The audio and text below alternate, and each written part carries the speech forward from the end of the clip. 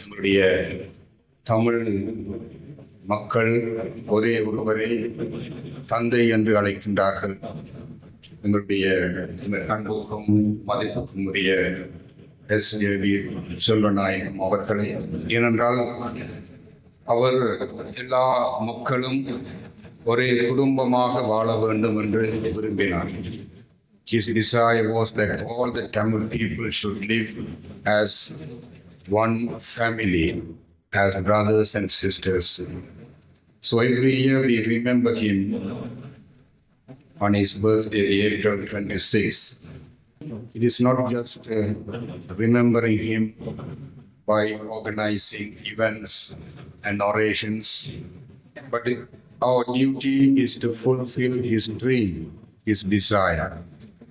நாங்கள் ஒவ்வொரு வருடமும் அவரை வெறுமனே நினைவு கொண்டு அவருடைய சிலைக்கு மாலையிட்டு இந்த நினைவு பேருரைகளை நடத்துவதோடு மட்டுமில்லாமல் அவர் கண்ட கனவை, அவருடைய ஆசையை நிறைவேற்றுகின்ற பொறுப்பு எங்கள் ஒவ்வொருவருக்கும் உண்டு.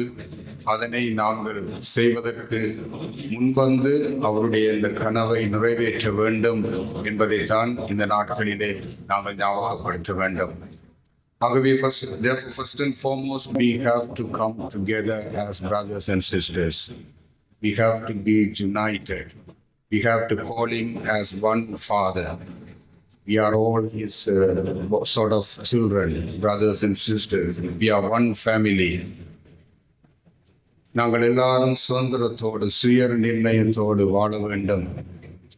நாங்கள் யாருக்கும் அடிமையாக இருக்கக்கூடாது. We are not slaves to anyone. We have to be free people as brothers and sisters, as one family. So that is his desire. So it is our duty today to overcome all the obstacles that come in our way in order to fulfill his desire.